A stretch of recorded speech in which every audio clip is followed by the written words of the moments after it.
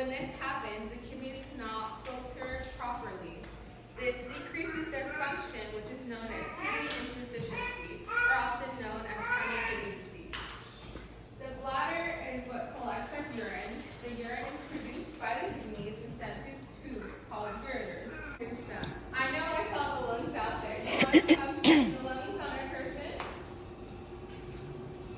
So the respiratory system has our lungs, and the respiratory system is in charge of oxygenating blood and eliminating carbon dioxide from the body. Next we have our musculoskeletal system. So that would be our skeleton and our muscles. So our skeleton is formed of bones, and that helps give structure to our body. And next we have the muscles that are made up by fibers. Who has the muscles out there?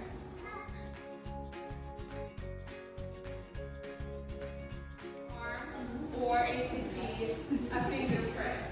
And what it does is it takes an average of what your blood sugars have been like in the past 3 months. So if you're diabetic, we recommend that your A1C be lower than 7.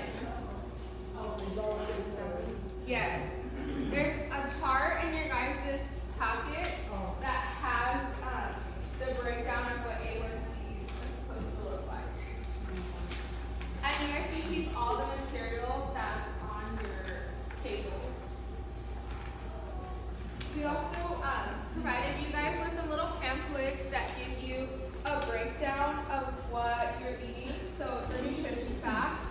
I know it's kind of hard when you're shopping to stop and look at everything, but if you have the opportunity to while you're grocery shopping, just take a glance at the nutrition facts and go over like how much calories is in there and serving size. Serving size is the important part because sometimes you read something that says it's only like 100 calories and then you realize that the 100 calories is in a third cup.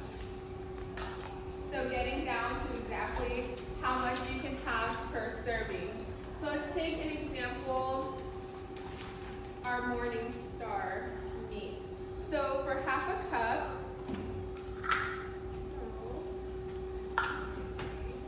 so half of this would be a serving of our crumbles.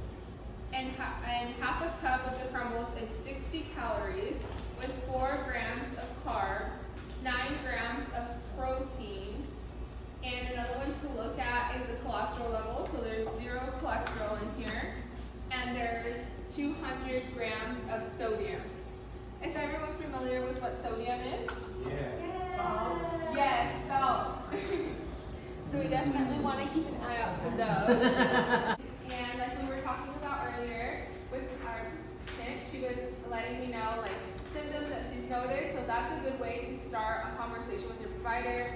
Just kind of go over and let them know if you're having any of these symptoms that you'd like to be tested for diabetes. Often for our adults that are not diabetic, your provider should be testing at least once a year just to make sure you're not diabetic. If you are, have that conversation with you. But yeah, those are good conversation starters. Does anyone have any questions? Is diabetes can start at any age or not? Yes. So diabetes can start at any point in your life. So do you have to be at an unhealthy weight? No, so that's why we check your blood sugar average. So there's 2 types of diabetes. The information for 3 types of diabetes, sorry. So the most common one is type 2, and that is usually when your body's having a hard time breaking down the amounts of glucose because your pancreas can't quite keep up with the breakdown. Type 1 diabetes is with a disorder in your pancreas.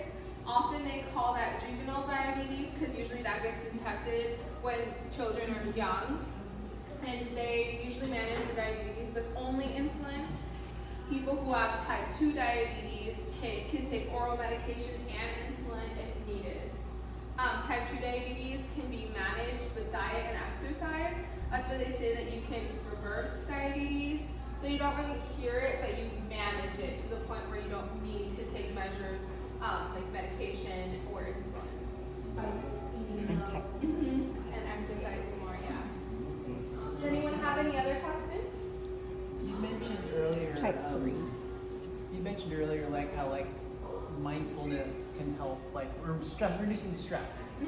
Is there any studies that show like how much you can reduce your blood sugar by like getting rid of stress in your life? Oh, totally. I'm sure that there is. I don't know any off the top of my head, but stress is a big contribution to raising your blood sugars. It's like 50. You Oh, can go up by wow. 50. Yeah. Okay. So oftentimes, like when people are high in their sugar, have high blood sugar or low blood sugar, oftentimes if you ask them what they were doing, they're probably in a stressful situation or they feel nervous.